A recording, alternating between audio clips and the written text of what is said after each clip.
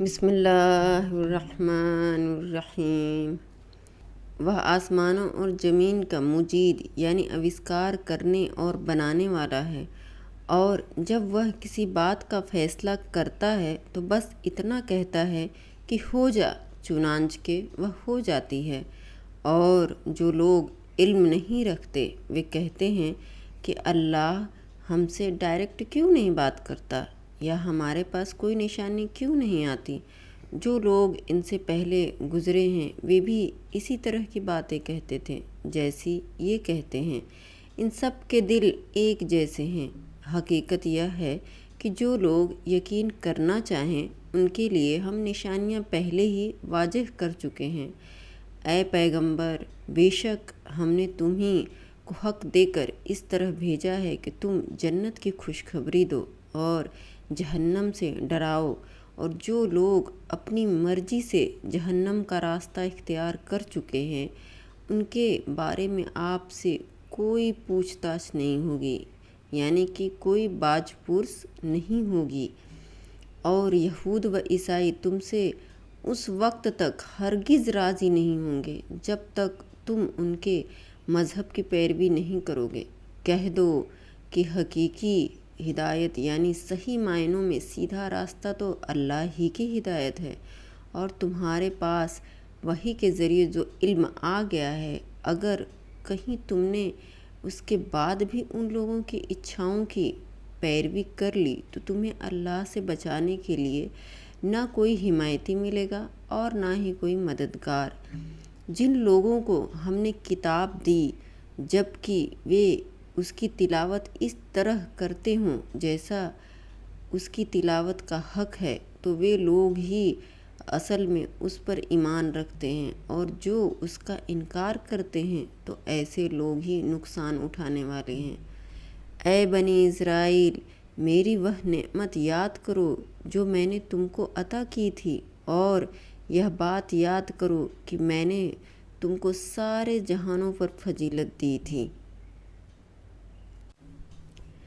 اور اس دن سے ڈرو جس دن کوئی شخص بھی کسی کے کچھ کام نہیں آئے گا، نہ کسی سے کسی قسم کا فدیہ قبول کیا جائے گا، اور نہ اس کو کوئی سفارش فائدہ دے گی، اور نہ ان کو کوئی مدد پہنچے گی۔ اور وہ وقت یاد کرو جب ابراہیم کو ان کے پروردگار نے کئی باتوں سے آزمایا اور انہوں نے وہ ساری باتیں پوری کی۔ اللہ نے ان سے کہا، میں تمہیں تمام انسانوں کا پیشوا یعنی سردار و امام بنانے والا ہوں۔ ابراہیم نے پوچھا، اور میری اولاد میں سے؟ اللہ نے فرمایا، میرا یہ عہد ظالموں کو شامل نہیں ہے۔ اور وہ وقت یاد کرو جب ہم نے بیت اللہ یعنی خانہ کعبہ کو لوگوں کے لیے ایسی جگہ بنایا جس کی طرف وہ لوٹ لوٹ کر آئیں اور جو پوری طرح سے امن ہو، اور تم مقام ابراہیم کو نماز پڑھنے کی جگہ بنا لو۔ اور ہم نے ابراہیم اور اسماعیل کو یہ تاکید کی کہ تم دونوں میرے گھر کو ان لوگوں کے لیے پاک کرو جو یہاں طواف کریں اور اعتکاف میں بیٹھیں اور رکوع اور سجدہ بجا لائیں۔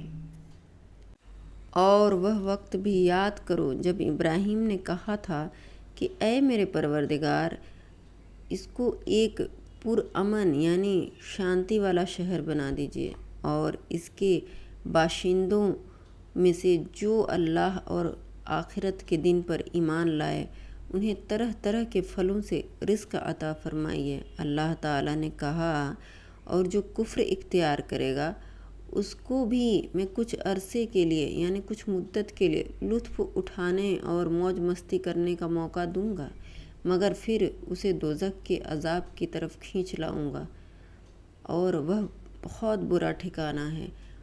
اور اس وقت کا تصور کرو جب ابراہیم بیت اللہ کی بنیادیں اٹھا رہے تھے اور اسماعیل بھی ان کے ساتھ شریک تھے، اور دونوں یہ کہتے جاتے تھے، اے ہمارے پروردگار، ہم سے یہ خدمت قبول فرما لے، بے شک تو اور صرف تو ہی ہر ایک ہی سننے والا، ہر ایک کو جاننے والا ہے۔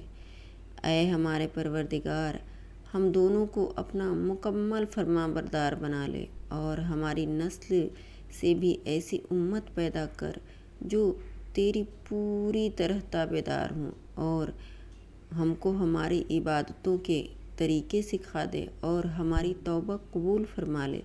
بے شک تو اور صرف تو ہی معاف کر دینے کا عادی اور بڑی رحمت کا مالک ہے۔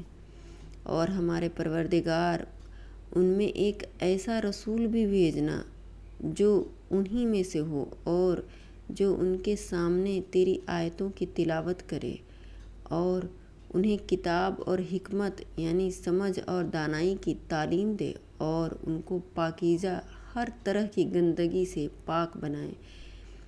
بے شک تیری اور صرف تیری ہی وہ ذات ہے جس کا اقتدار یعنی حکومت و اختیار بھی کامل ہے، جس کی حکمت بھی کامل ہے۔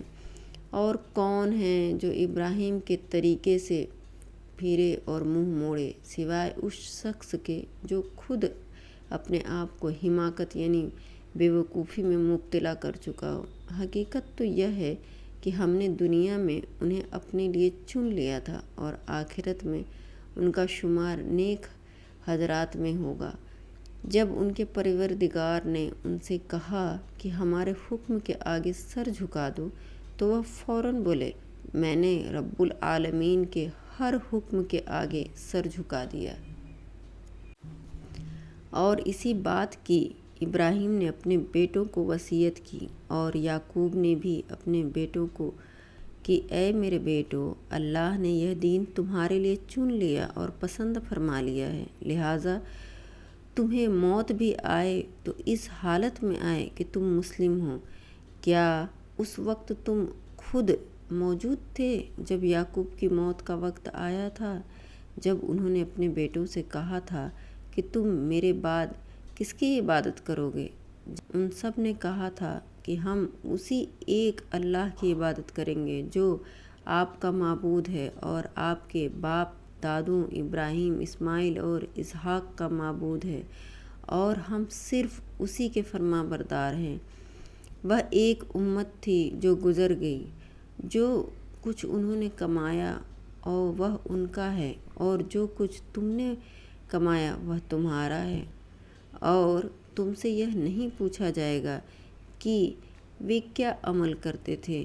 اور یہ یہودی اور عیسائی مسلمانوں سے کہتے ہیں کہ تم یہودی یا عیسائی ہو جاؤ، صحیح راہ پر آ جاؤ گے۔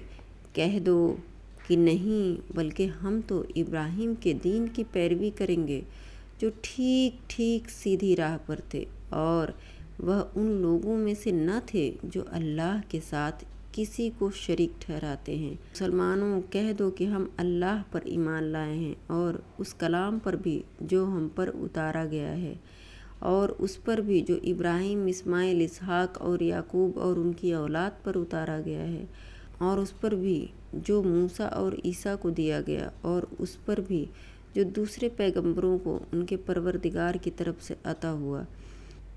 ہم ان پیغمبروں کے درمیان کوئی تفریق یعنی فرق نہیں کرتے، اور ہم اسی ایک اللہ کے فرمان کے تابع ہیں۔ اس کے بعد اگر یہ لوگ بھی اسی طرح ایمان